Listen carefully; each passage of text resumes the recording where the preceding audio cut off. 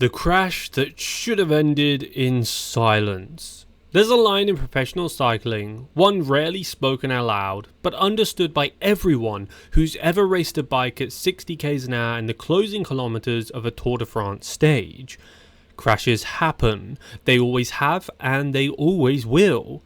But in a sport that thrives on discipline, risk and respect, what happened after stage 11 of the 2025 Tour de France wasn't just misguided, it was ugly.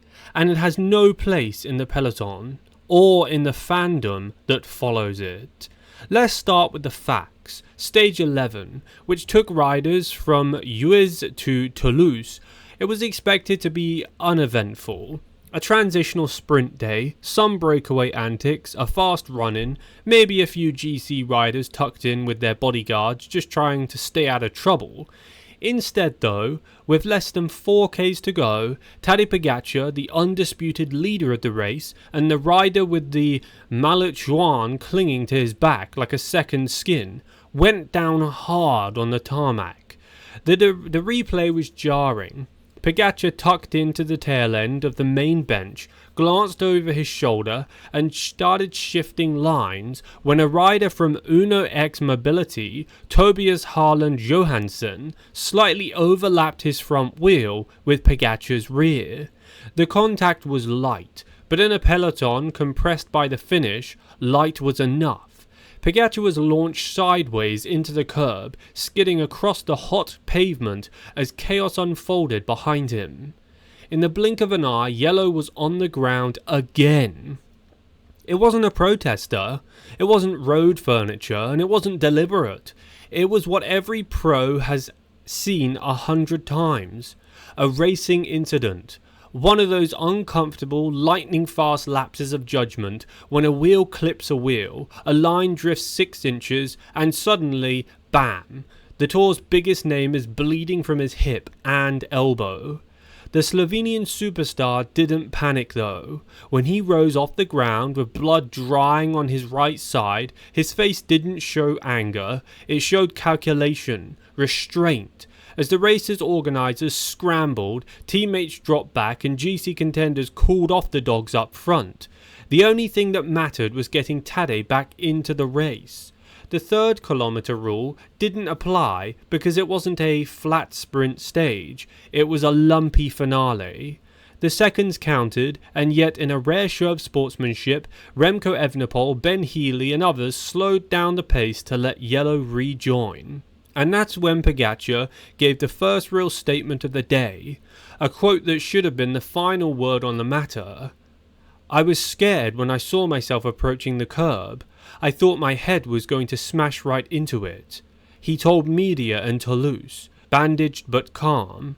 Quote, "Luckily it's just skin. I've had worse days." Later on social media he said, "All good, no stress. It was a racing incident. Thank you to the peloton for waiting. That was really respectful." You'd think that would have ended it, but it didn't. The hate that shouldn't exist. Within hours of the crash, while Pogačar was being patched up and prepared for the next stage, a far darker scene was unfolding online. The noise didn't come from the riders, it came from the sidelines, from what we might call fans. From people who had absolutely no idea what it feels like to be in a bunch sprint, who had never touched the hoods of a pro bike at 58 km an hour in a city centre traffic, and who nevertheless decided that they knew exactly what Tobias Harland Johansson had done and why. Accusations flooded in that Johansson had deliberately clipped Pogačar's wheel, that he had ridden too close on purpose, and that Uno X, a small team punching above its weight, had somehow launched a one-man GC sabotage mission to unseat the leader of the Tour de France. And then the threats even began. Tobias Harland Johansson is a 24-year-old Norwegian climbing specialist. He's been quietly making his way through the World Tour ranks for a few years now, earning respect as a strong domestique and a gutsy breakaway artist. But he is not, and has never been, a reckless rider. He is not a villain, he is not a cheat, and yet for hours and days following stage 11, his inbox became a war zone. Quote, I would not wish anyone the amount of threats I get in my inbox, Johansson told Cycling News 2 days after the crash.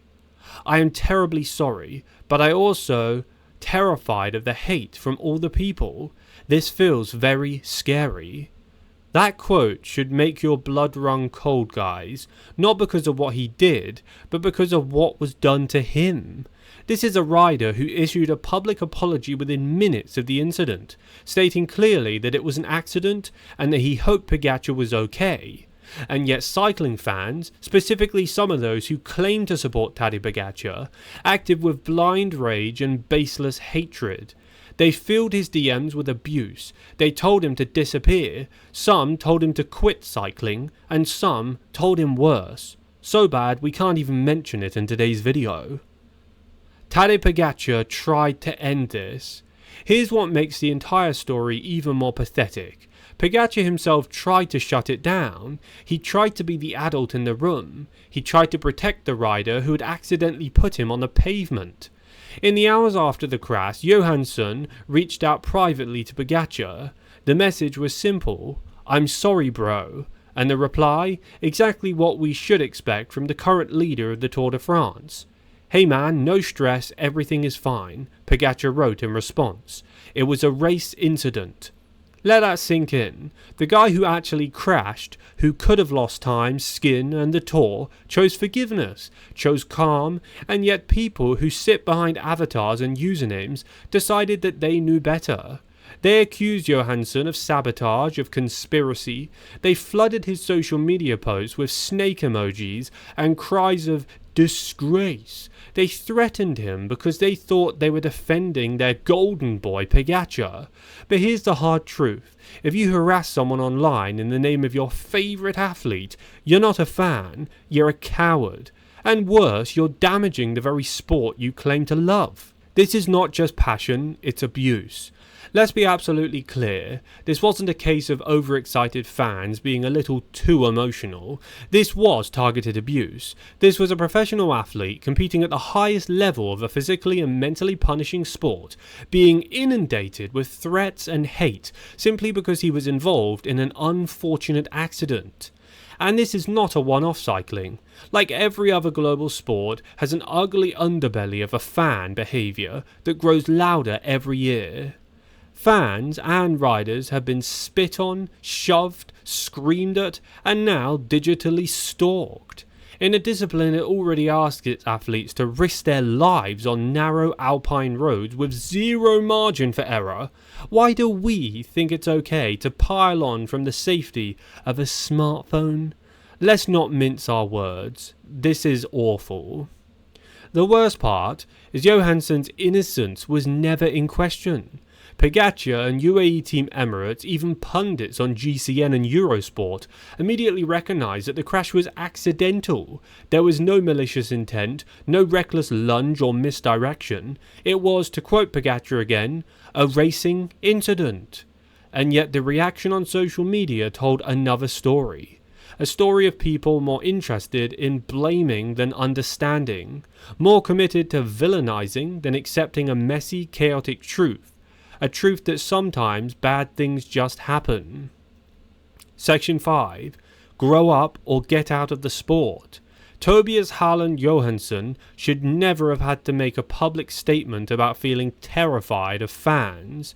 He should not have needed to ask the public to back off. He should not have spent his rest day fearing another digital barrage because of a moment that every single rider has experienced in some form. And yet here we are. This is not how cycling should operate. This is not the legacy that should be associated with the 2025 Tour de France. This is not how we treat riders, any riders. Pogačar himself has taken brutal hits in the past and bounced back with class.